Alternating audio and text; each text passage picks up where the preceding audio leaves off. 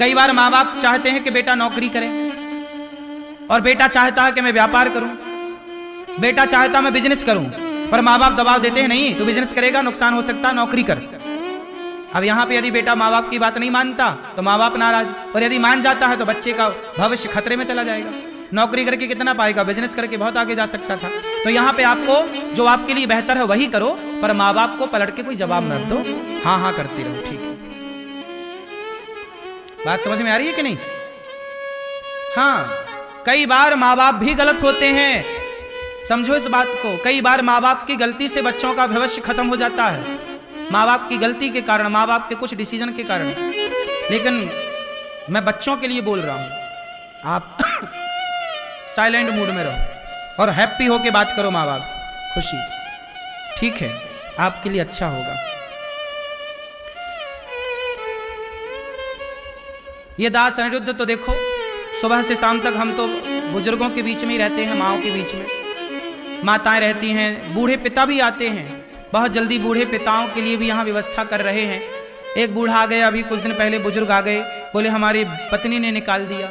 एक कुछ दिन पहले बूढ़े आए, बोले हमारे बेटे ने निकाल दिया। हमने समझाया, उनके घर में बात की कि भाई ले जाओ, है ना, ऐसी छोटी छोटी बातों में लड़ाई झगड़ा नहीं करते, समझा बुझा के भेज देते हैं घर। पर अब जो नहीं ले जाएं, नहीं रखें घर में, तो फिर उनको यहीं रखना पड़ता है, क्या करें। इंसानियत का परिचय तो किसी ना किसी को देना ही है।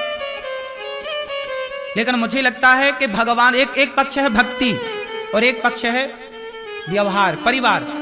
भगवान और परिवार, भक्ति और परिवार, दो हो गए ना। जिसका परिवार मैनेज है, पत्नी पति, बेटा बेटी, माता पिता, जो इनको संभाल के रखे हैं, उन्हीं का मन भगवान में लग सकता है। जिनका परिवार बिखरा हुआ है, उनका मन भगवान में कभी नहीं लग सकता, क्योंकि परिवार का टेंशन है ना, चिंता है। पति पत्नी की लड़ाई हो जाए तो मन भगवान में लगे ही ना, जब दोनों खुश होंगे तब जाके भगवान में मन लगेगा। इसलिए कहता हूं कि गृहस्थ को ऐसा बनाओ कि आपके होठों की मुस्कान गायब ना हो।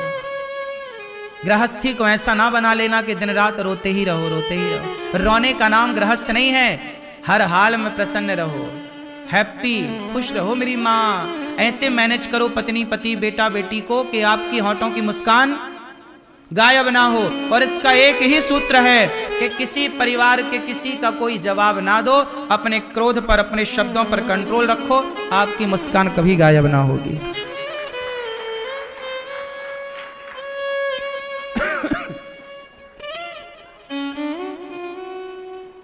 अश्वत्थामा,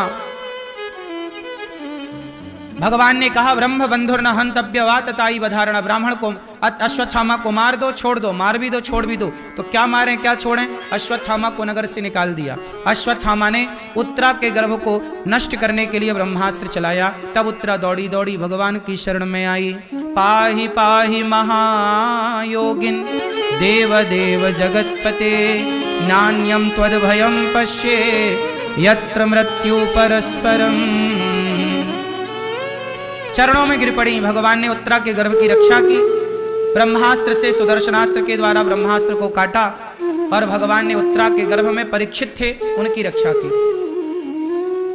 अब भगवान द्वारिका जाने लगे तो कुंती बुआ ने कहा, कृष्णाय वासुदेवाय देवकी नंदनाय च नंद गोप कुमाराय गोविंदाय नमो नमः।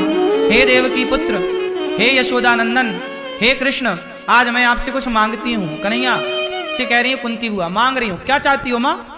कन्हैया बोले, क्या माँ? विपदा संतु नः शश्वत तत्र तत्र जगत गुरु भवतो दर्शनम यत् स्यात् अपुनर्भव दर्शनम।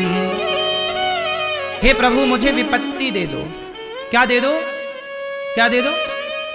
विपत्ति, दुख।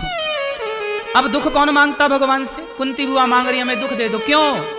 क्योंकि सुख में भगवान का स्मरण कम होता है, सुख में संसार में उलझ जाते हैं, पर जब दुख आता है ना तो भगवान सामने सामने दिखाई पड़ते हैं। इसलिए प्रभु, हमें ऐसा सुख ना दे देना कि आप हमसे दूर हो जाएं, दुख ऐसा दिए रहना कि आपका स्मरण ना जाए, आपका विस्मरण ना हो, आपका स्मरण बना रहे।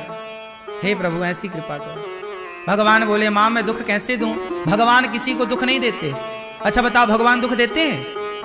राम न मारे काहू को पापी नहीं आराम, आप ही से मर जाते हैं कर कर खोटे काम।